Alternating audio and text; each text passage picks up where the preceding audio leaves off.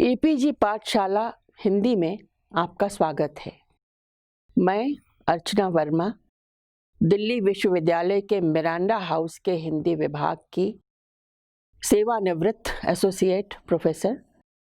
आज हम स्त्री लेखन के प्रश्न पत्र के अंतर्गत सांस्कृतिक अस्मिता के संघर्ष की पृष्ठभूमि विषय पर चर्चा करेंगे। इस पाठ के अध्ययन के बाद आप अस्मिता की रचना में संस्कृति की भूमिका को समझ सकेंगे, स्त्री मुक्ति की अवधारणा और स्वरूप से परिचित हो सकेंगे, स्त्री मुक्ति के संदर्भ में समानता के अर्थ को समझ सकेंगे।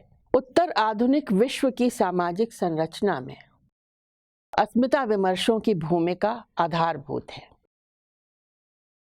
अस्मिता विमर्शों का संबंध उन समुदायों से है जिनको अपने किसी दोष या दायित्व के बिना किसी जाति, नस्ल, धर्म या लिंग विशेष में जन्म लेने के कारण उत्तराधिकार में मिलता है सामाजिक उत्पीड़न। अस्मिता विमर्शों का उद्देश्य विश्व के विभिन्न समाजों में वंचित और शोषित समुदायों को सामाजिक यातना और अन्याय से मुक्ति और मानवाधिकारों में उनका न्यायोचित हिस्सा दिलाना है। विभिन्न सामाजिक समुदायों को उनकी अन्यायग्रस्त स्थिति के प्रति सचेत करना, अपनी वास्तविकता को पहचानना और अपने अधिकारों के लिए सजग व संघर्ष के लिए सन्नद्ध बनाना, यह उनकी कार्य पद्धति है।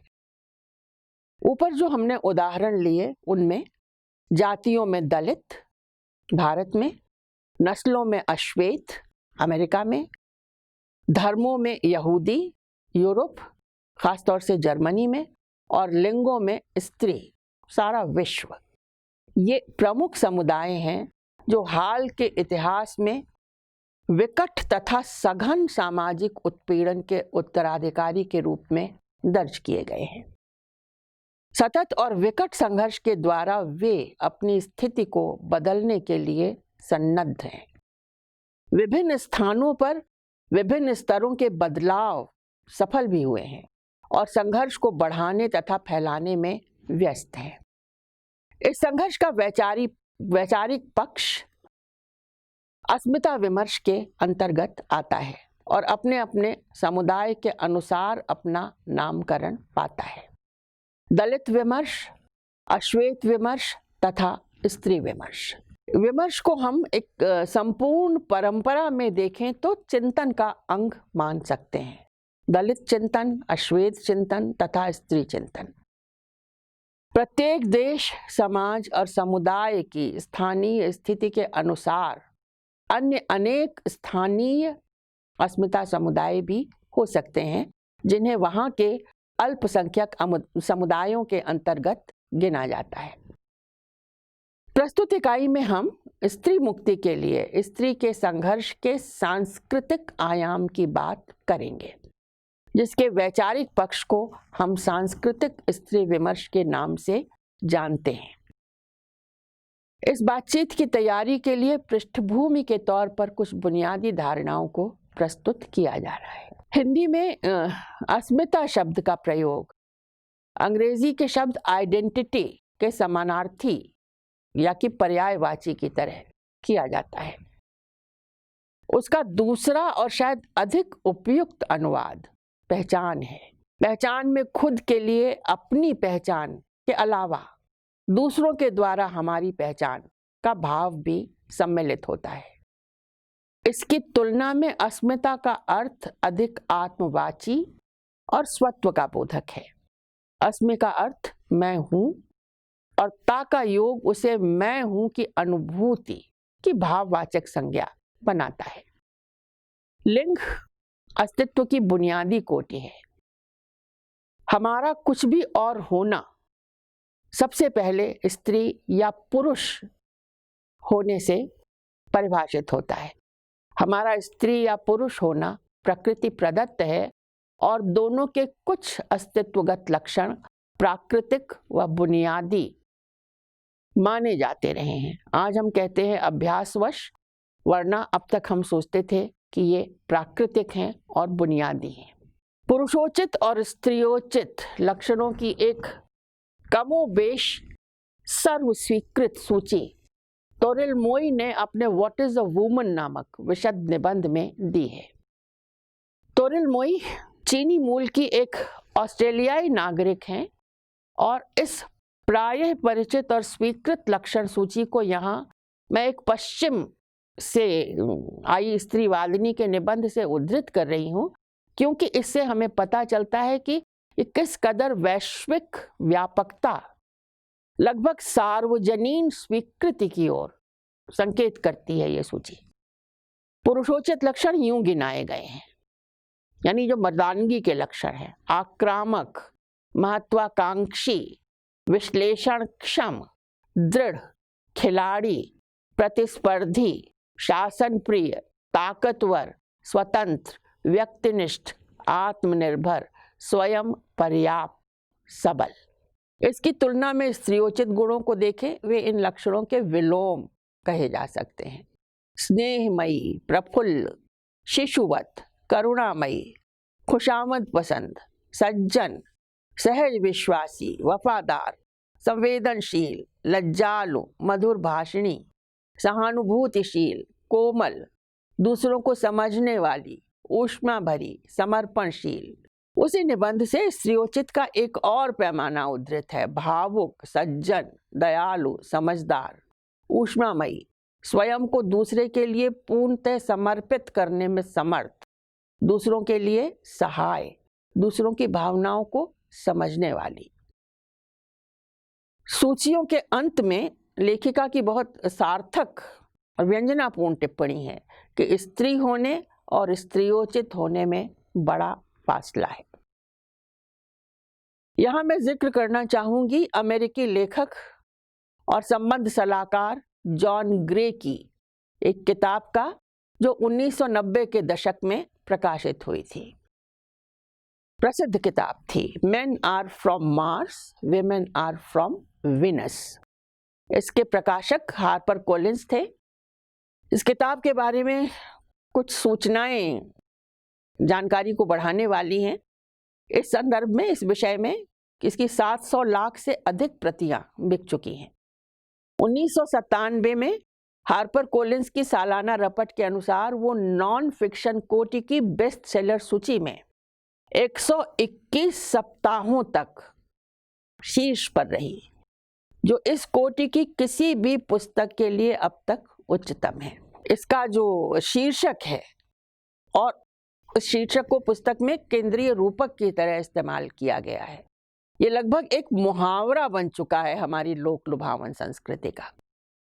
और लेखक ने इसके बाद अन्य एक श्रृंखलाओं में पुस्तक लिखी, सेमिनारों में, रिकॉर्डिंग्स में, विषय केंद्रित अवकाश की योजनाओं में, एकल ब्रॉडवे शो, टीवी सिटकॉम, व्यायाम के वीडियो, स्त्रियों और पुरुषों के वस्त्र विन्यास, उनके परफ्यूम्स, यात्रा की योजनाएं, कार्यक्रम, यहाँ तक कि स्त्री पुरुष के लिए जो सलाद की सजावट, उस तक के भी नामकरण इन पुस्तक श्रृंखलाओं के आधार पर किए गए हैं। ये सूचनाएं लोक सामान्य की मानसिकता में सहज स्वीकृत सत्यों का जायजा लेने के लिए दी जा रही हैं। पुस्तक इस अवधारणा का समर्थन करती है कि स्त्री पुरुष के संबंधों के बीच सर्वाधिक आम समस्याएं और संप्रेषण विहीनता जिन कारणों से उत्पन्न होती हैं, वे स्त्री और पुरुष के बीच बुनियादी किस्म के लैंगिकता जन्य मनोवैज्ञानिक अंतर हैं। वे अंतर इतने गहरे हैं कि पुस्तक के शीर्षक के अनुसार दोनों को दो अलग अलग ग्रहों का वासी या भिन्न भिन्न प्रजातियों का प्राणी माना जा सकता है।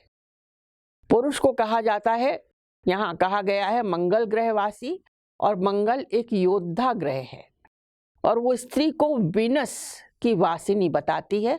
वीनस प्रेम की देवी का नाम है। हमारे हिंदी उसमें शुक्र तारा जो है वो। तो दोनों का जो लैंगिक स्वभाव है वो अपने अपने ग्रह के अनुसार तो है, लेकिन एक दूसरे के अनुकूल नहीं है। यानी सहज स्वीकृत व्यापक सामाजिक अवधारणा यही है कि स्त्री पुरुष स्वाभाविक और प्राकृतिक रूप से एक दूसरे से भिन्न और विपरीत होते हैं। 2002 में आकर इस पुस्तक की आलोचना शुरू हुई। इतनी प्रसिद्धि, इतनी लोकप्रियता के बाद और इस आलोचना के बावजूद उसकी लोकप्रियता में कोई कमी आई नहीं है। आलोचना इस बात को लेकर के हुई कि उन्होंने मानव मनोविज्ञान को स्टीरियोटाइप में विघटित कर दिया है। तब से लेकर 2004 में, फिर 2008 में बड़े पैमाने पर प्रश्नोत्तरी और साक्षात्कारों के जरिए सर्वेक्षणों और शोध कार्यों के द्वारा सिद्ध किया जाता रहा है कि स्त्री और पुरुष मानसिकता के स्तर पर एक दूसरे से इतना भिन्न नहीं होते हैं जितना यहाँ बताया गया है। अगर ये समझा गया है कि पुरुष होने का मतलब अपनी भावनाओं को रफा दफा करना और समस्याओं को छोटा करके आंकना है, जैसा कि इस किताब में किया गया था, तो पुरुष को वास्तव में समझा ही नहीं गया है। अधिकतर पुरुष ऐसा नहीं करते और ऐसा समझना स्त्री पुरुष दोनों में से किसी के भी हित में नहीं है। स्त्री पुरुष के बीच प्रतीयमान अंतर अंततः सामाजिक गढ़ंत है और स्त्री व पुरुष दोनों ही सामाजिक व राजनीतिक रूप से समान इच्छाएं रखते हैं।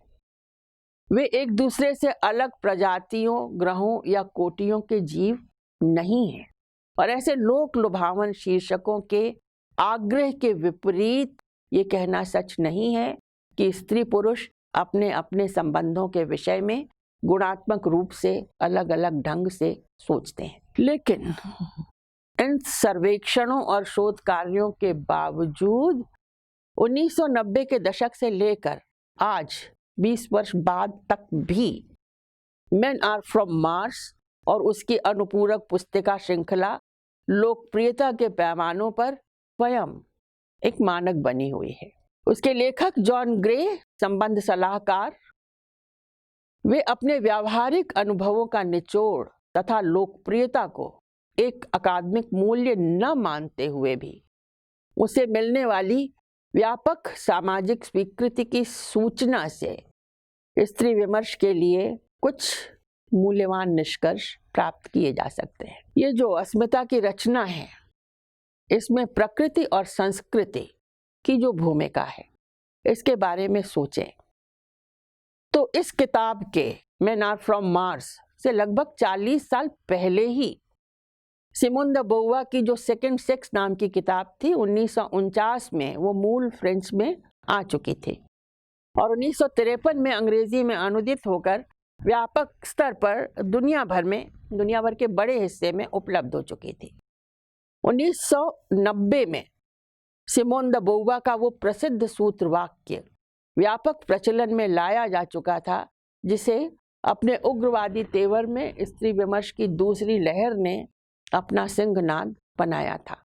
प्रसिद्ध, हम सब जानते हैं, स्त्री होती नहीं बनाई जाती। सिमोन द बोवा ने जो बात यहाँ कही है उसे कैसे समझा जाए? होने और बनाए जाने का मौलिक अंतर क्या है? एक उत्तर बहुज्ञात है, निश्चित है। होना प्राकृत है, प्राकृतिक है, बनाया जाना सांस्कृतिक और सामाजिक। जो होता है वो तो केवल स्त्री देह का मांसपिंड है, यानी वो सद्यजात शरीर जिसमें स्त्री सूचक जननांग है, स्त्रीलिंग। और यद्यपि उसे स्वयं नहीं पता, लेकिन उसके आसपास का समाज उसको जन्म के साथ ही स्त्री नाम से चिन्हित कर देता है और उसके साथ वैसा ही व्यवहार करने लगता है, जिसकी वजह से वो अपनी चेतना पर पड़ती छापों के संचय से संज्ञान की क्षमता आते ही स्वयं को स्त्री के रूप में पहचानने लगती है और स्त्रियोचित व्यवहार करने लगती है। स्त्रियोचित व्यवहार सामाजिक सांस्कृतिक संरचना है और यद्यपि प्रत्येक समाज में उसकी अवधारणा अलग अलग होती है, लेकिन वो इस बात में हर जगह समान है कि वो पुरुष की तुलना में वंचित और अन्यायग्रस्त है। स्त्री पैदा नहीं होती का कुल मतलब का सद्यजात शिशु का इस बात से अनभिज्ञ होना है कि वो स्त्री है। वो बनाई जाती है का अर्थ क्या ये है कि न बनाए जाने का भी कोई विकल्प मौजूद है। जैसे ही बीज गर्भ में स्थापित होता है, बल्कि उसके भी पहले जैसे ही कोई युगल शिशु रचना के कार्य में प्रवृत्त होता है, वैसे ही इस बात से कि उस युग्म के दोनों सदस्य कौन हैं, किस पृष्ठभूमि, किस कुल, किस परिवार के, ये तय हो जाता है कि इस गर्भस्थ शिशु को पारिवारिक, सामाजिक, सांस्कृतिक, आनुवंशिक उत्तराधिकार के रूप में क्या मिलने वाला है। इंसान का जन्म ही एक प्रदत्त परंपरा में प्रदत्त उत्तराधिकार के साथ होता है और जन्म लेते ही उसका बनाया जाना शुरू हो जाता है।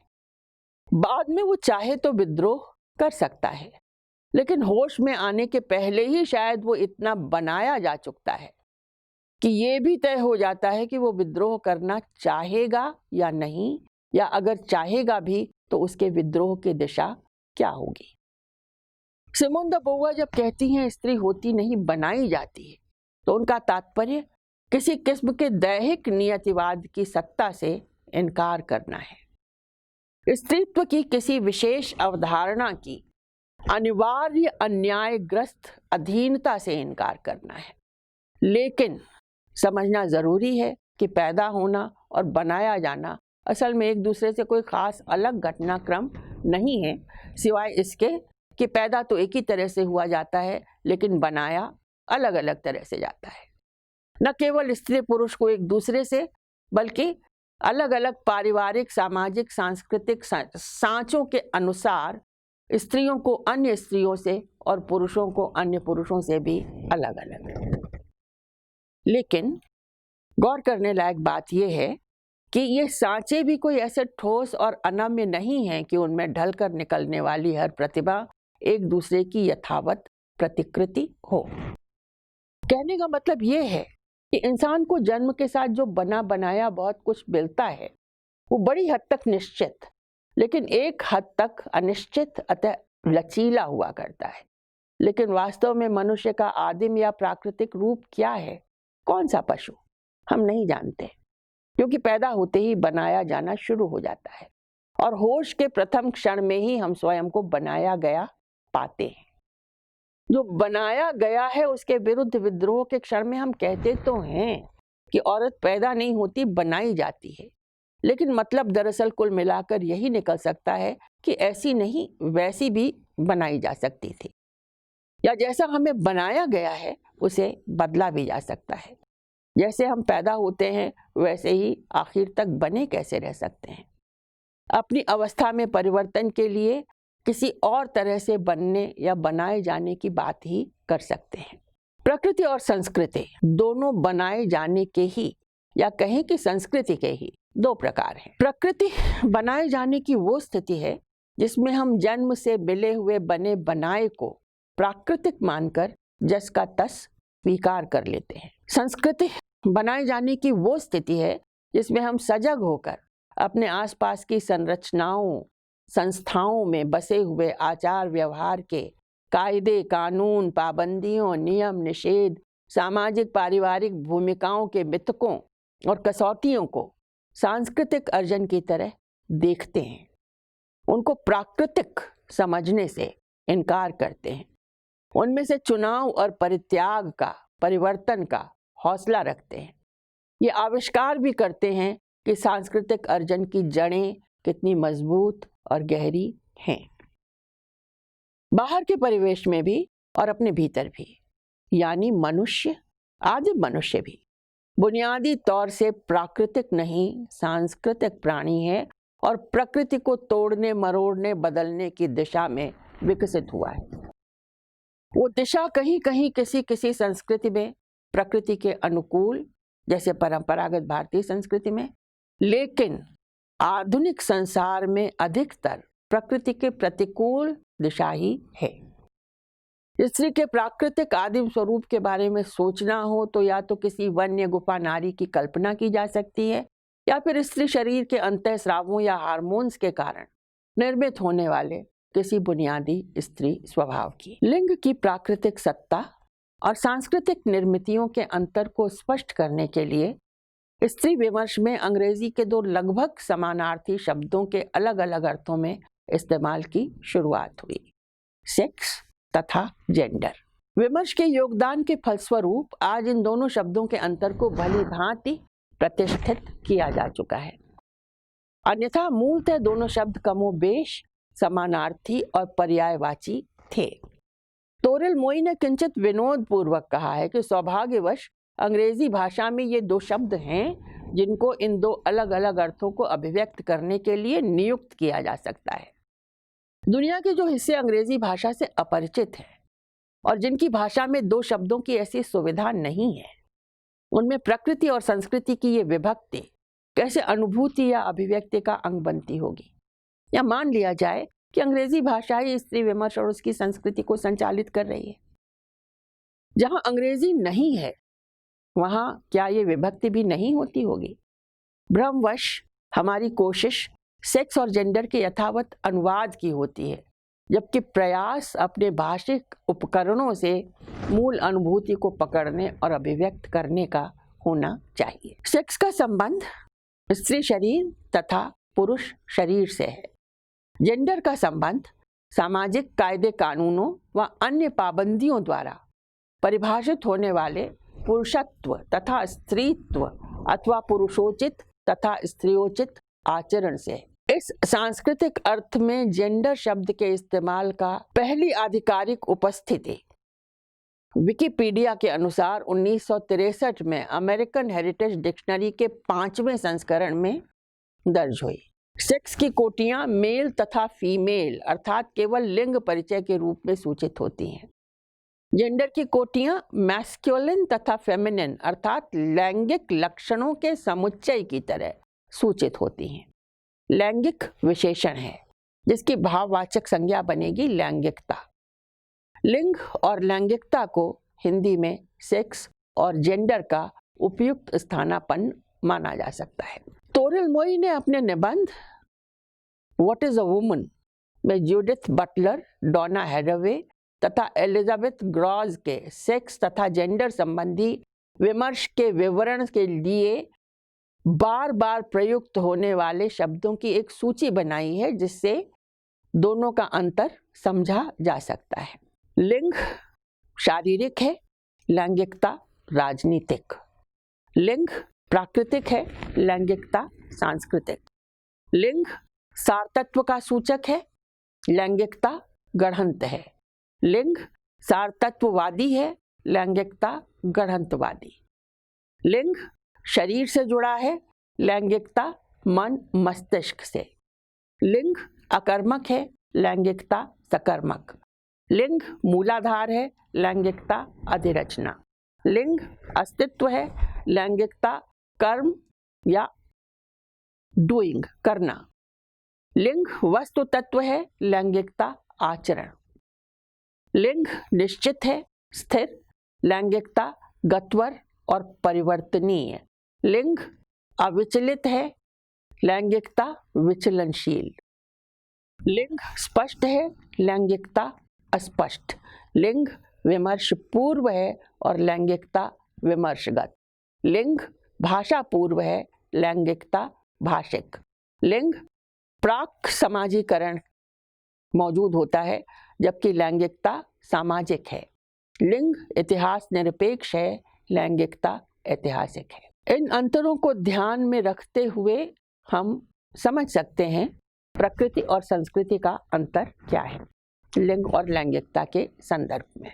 लैंगिकता को सांस्कृतिक गढ़ंत मान लेने के बाद स्त्री की तरफ से बोलने की कोशिश में स्त्रीवाद प्राय ये मानता हुआ सा प्रतीत होता है कि उसे मालूम है कि स्त्री वास्तव में क्या है। लेकिन अगर इस वास्तविकता को देखा जाए कि स्त्री के विषय में ज्ञान का हर स्रोत पितृसत्तात्मक समाज में जन्मा है और वो पितृसत्ता के लिंगवाद और स्त्री द्वेष से प्रदूषित है, तो ऐसी मान्यता को और ऐसे आत्मविश्वास को दुस्साहस ही कहा जा सकता है। जिस भी स्रोत की तरफ मुड़ें, हम चाहे ऐतिहासिक दस्तावेजों को देखें या दार्शनिक निर्मितियों को देखें, सामाजिक वैज्ञानिक आंकड़ों को देखें या दैनिक व्यवहार से संचित किए गए आत्मनिरीक्षण की ओर नजर डालें। स्त्री की गणंत में स्त्री के शरीर का माध्यम होना, इस पर पुरुष का विमर्श ही हावी है और पुरुष विमर्श ही बताता है कि स्त्री क्या है या उसे क्या होना चाहिए। स्त्री वहां निरंतर निंदा की, अवमानना की पात्र है। इस विमर्श का अतिक्रमण करने की इच्छुक स्त्रीवादियों को लगता है कि कोई दूसरा रास्ता नहीं है। इस संदर्भ में सबसे पहले दर्ज करने की बात यह है कि जिसे हम अब तक स्त्री विमर्श के नाम से जानते आए हैं वो कोई इकहरी विचारधारा नहीं है, बल्कि स्त्री से जुड़े अनेक विचारों का समुच्चय है जो पिछले 35-40 वर्षों से निरंतर विकसित और विस्तृत होता रहा है। वो बहुलता उसको अनेकायामी बनाती है। वैचारिक बहुलता उत्तर आधुनिक चिंतन का विशेष लक्षण है और यह वैचारिक जनतंत्र के आग्रह से उत्पन्न होता है। स्त्री विमर्श में इस बहुलता को एक सूत्रित करने वाला केंद्रीय मुद्दा पितृसत्ता की व्यवस्था में स्त्री जीवन के वास्तविक अनुभवों और सांस्कृतिक सामाजिक भूमिकाओं के परीक्षण के द्वारा लैंगिकता, लैंगिक विषमता के स्वरूप को समझता है।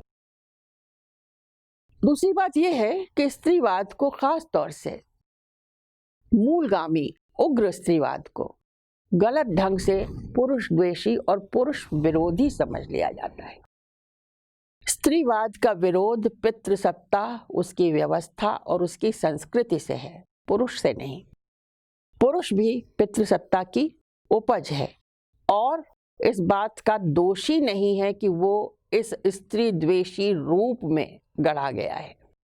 स्त्रीवाद को पुरुष द्वेष से जोड़ने का मतलब ये मान लेता है कि दार्शनिक तथा राजनीतिक तौर पर पितृसत्ता और पुरुषों को अभिन्न कहा जा रहा है। यह स्त्री विमर्श के लिए सत्य नहीं है, लेकिन संभवतः ऐसा तो है ही कि पितृसत्ता में पुरुष लाभ की स्थिति में होता है। इसलिए स्वाभाविक है कि उसका तादात्म्य पितृसत्ता के साथ हो और वो स्वयं को उसके साथ अभिन्न मानने के कारण स्त्रीवाद को पुरुष द्वेषी मानता और पाता हो। ये यथार्थ नहीं है। स्त्री विमर्श की ओर से, स्त्री की ओर से ये यथार्थ नहीं है, लेकिन बोध की समस्या है। तो स्त्रीवाद के दूसरे चरण में समानता का अर्थ भी पुनः परिभाषित होता है। समानता का अर्थ यहाँ स्त्री पुरुष की समरूपता नहीं, दोनों की परस्पर अनुकृति या प्रतिकृति जैसी स्थिति नहीं, बल्कि ये है कि भिन्नताओं के बावजूद मानवाधिकारों में हिस्सेदारी की, मानवीय गरिमा पर दावे के अधिकार की समानता। औपचारिक समानता के विपरीत ये वास्तविक समानता है, जो अपने से भिन्न के लिए भी समानाधिकार को स्वीकार करती है और मूल्यवत्ता देती है। 1979 में स्त्रीवाद की जो दूसरी उग्रवादी सांस्कृतिक लहर उठान पर थी, उसके दौरान और उसके प्रभाव में संयुक्त राष्ट्र संघ के प्रायोजन में मानवाधिकार तंत्र में स्त्री की भिन्नता को प्रवेश देने वाला प्रतिज्ञा पत्र स्त्री अधिकार के अंतर्राष्ट्रीय विधेयक के रूप में अंगीकृत हुआ और स्त्री के प्रति भेदभाव उन्मूलन कार्यक्रम के तौर पर 3 सितंबर 1981 में लागू किया गया। इस प्रतिज्ञा पत्र पर भारत भी एक हस्ताक्षरी है और हमारा स्त्री विमर्श असल में इस समाजीकरण की इस अभियांत्रिकी में से आज का स्त्री विमर्श जन्मा है। तो इस प्रतिज्ञा पत्र में स्त्री के विरुद्ध भेदभाव को यूं परिभाषित किया गया है: लैंगिक आधार पर कोई भी ऐसा भेदभाव, बहिष्कार या प्रतिबंध जो स्त्री की वैवाहिक स्थिति से बेलिहाज स्त्री पुरुष की समानता के मद्देनजर राजनीतिक, आर्थिक, सामाजिक, सांस्कृतिक, नागरिक या अन्य किसी भी क्षेत्र में स्त्री के मानवाधिकारों और बुनियादी स्वतंत्रता के संज्ञान, उपभोग या व्यवहार का क्षय अथवा हनन करता हो। ये परिभाषा स्त्री को हर क्षेत्र में कानूनन हर उस मानवाधिकार और बुनियादी स्वतंत्रता का दावेदार बनाती है जिसका भागी पुरुष है और मातृत्व के संदर्भ में कुछ अधिक व अतिरिक्त का हकदार भी बनाती है। एक तरह से स्त्री की समानता की जो एक वास्तविक जमीन है, उसकी राजनीतिक स्वीकृति, संवैधानिक स्वीकृति, वो यहाँ से शुरू होती है। अगर कहें तो नतीजे की तरह से समेट कर कि दुनिया की आधी आबादी की पहचान का संघर्ष है स्त्री विमर्श। स्त्रीवाद अपने लिए किसी अलग सत्ता या घर की मांग नहीं करता, बल्कि सत्ता में बराबरी का सम्मानजनक अधिकार मांगता है। वो लैंगिकता की सामाजिक सांस्कृतिक अवधारणा के स्त्री विरोधी रूप का खंडन करता है। इसके आधार पर किए जाने वाले स्त्री शोषण को नकार कर एक ऐसी व्यवस्था की स्थापना करना चाहता है जहां स्त्रियां भी अपना विकास कर सकें। वर्तमान में स्त्रीवाद की कई शाखाएं विकसित हो चुकी हैं और विश्व के हर समाज में स्त्री अस्मिता की पुरजोर आवाज सुनी जा रही है। स्त्रीवादी आंदोलन को और तेज किया जा रहा है और इसे गहराई और समझ भी प्रदान करने की कोशिशें हो रही हैं।